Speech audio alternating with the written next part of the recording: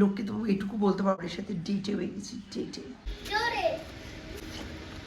ট্রেনে করে যাওয়াটা স্মুথ মনে হলো। এমন একজনের সঙ্গে আমি ভ্যালেন্টাইন্স ডে সেলিব্রেট করতে যাচ্ছি, যে আমার লাইফের খুব স্পেশাল পার্সন। কতক্ষণে আসছেন?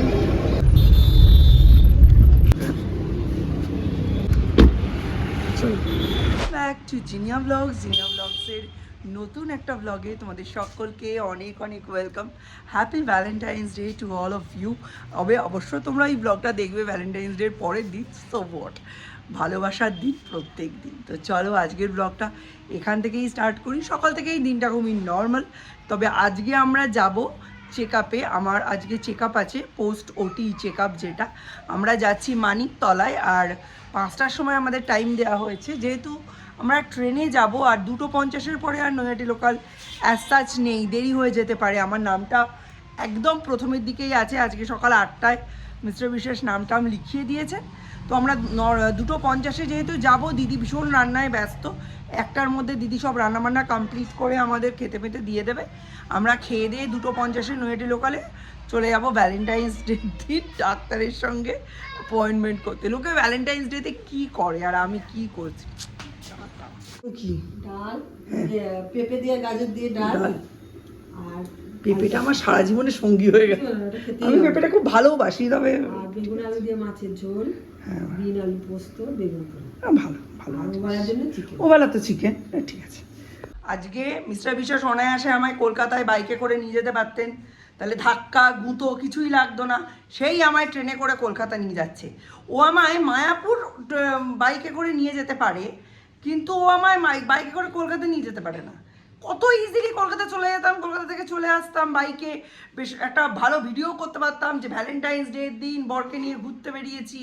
কোথায় কি পান্তা ভাতে কি তাদের কাছে দেখাতে যাব বলে কালকে তো এখানে ওই পার্লার থেকে গিয়ে শ্যাম্পু ট্যাম্পু করে কন্ডিশনার লাগিয়ে চুলটা মানুষের মতো করে আসলাম। সালোয়ার পরেই যাব, নাইটি পরে তো আর যাওয়া পসিবল না, বলেছে শাড়ি না পরে যেতে, সালোয়ার পরেই যেতে। তো সালোয়ার পরেই যাব। আর আরও একটা ব্যাপার, ডিটেন করে যাব। হ্যাঁ, লোককে তো এটুকু বলতে পারবো, বরের সাথে ডেটে বেরিয়েছি, ডেটে ডিটেন করিয়ে ডেটে বেরিয়েছি। আমাদের কি সিডি রমটা চলে? চলে।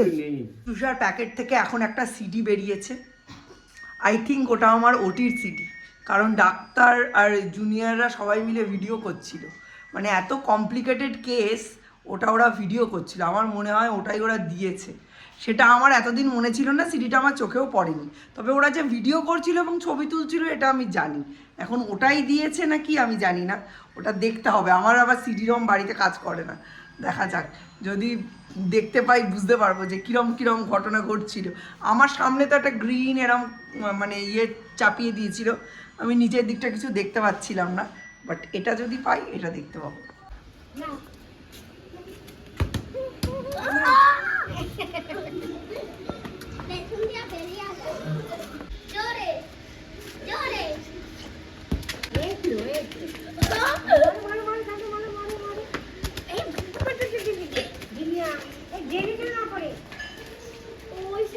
कि आगे तुम चलो पीछे पीछे हम, नो प्रॉब्लम नो प्रॉब्लम।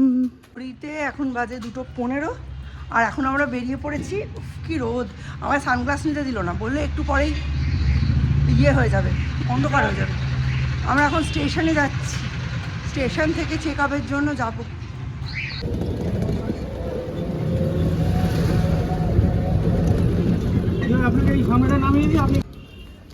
কি কটকটে রোদ, আমায় না নিতে দিল সানগ্লাস, না নিতে দিল ছাতা।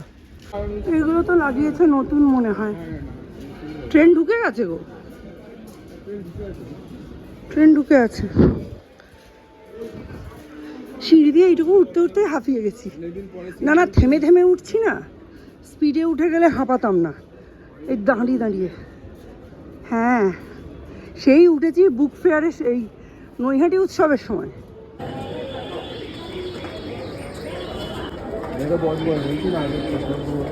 ও, এরপরে আসবে আমাদের ট্রেন। ট্রেনটা বেশ ফাঁকা, এত তাড়াতাড়ি দিয়ে দিয়েছে 2:50। এখন যাচ্ছি জেনেকে নিয়ে চেক আপের যে ডক্টর করেছিল তার কাছে অ্যাপয়েন্টমেন্ট করে যাচ্ছি মানিকতলায়। ট্রেনে করেই যাচ্ছি, যেহেতু মোটামুটি এখন সুস্থ আছে। ট্রেনে করে যাওয়াটা স্মুথ মনে হলো, ট্রেনে করে নিয়ে যাচ্ছি। ওখানে গিয়ে দেখে কী হয়। এমন একজনের সঙ্গে আমি ভ্যালেন্টাইন্স ডে সেলিব্রেট করতে যাচ্ছি, অ্যাপয়েন্টমেন্ট করেছি এমন একজনের সঙ্গে যে আমার লাইফের খুব স্পেশাল পার্সন। তুমি জাস্ট মিডিয়া আমায় তার কাছে পৌঁছে দেওয়ার জন্য। সেই মানুষটার জন্য আজকে আমি বেঁচে আছি, সেই মানুষটার জন্য আজকে আমি প্রশ্বাস নিতে পারছি। সেই মানুষটাই এখন আমার জীবনের ঈশ্বর। মানে লোকে তো ভ্যালেন্টাইন্স ডে বরের সঙ্গে বা মানে বয়ফ্রেন্ডের সঙ্গে কার সঙ্গে করতে যাচ্ছে, এটাই আমার কাছে কনফিউজ। কার সাথে ভ্যালেন্টাইন্স ডে মানতে যাচ্ছে, ব্যাপারটা খুব কনফিউশন। কোথায় যাচ্ছে ভ্যালেন্টাইন্স ডে করতে?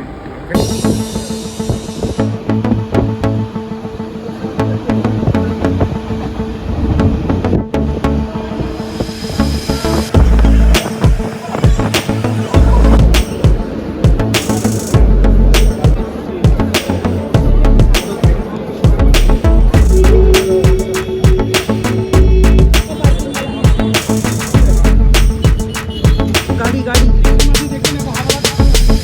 হলো, ক পয়সা চাইছে? তুমি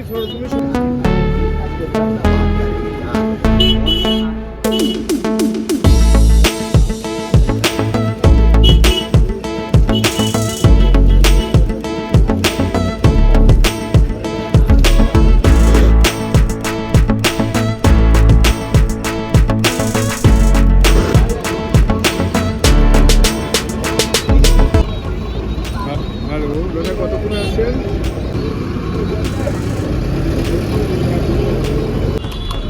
এই ঘোড়া 8401।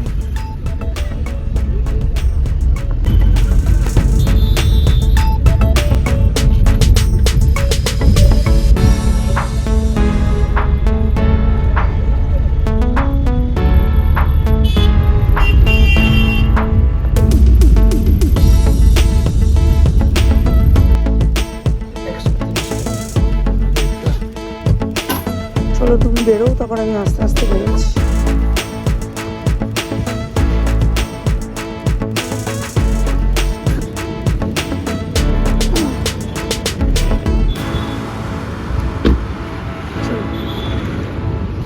কোনটা?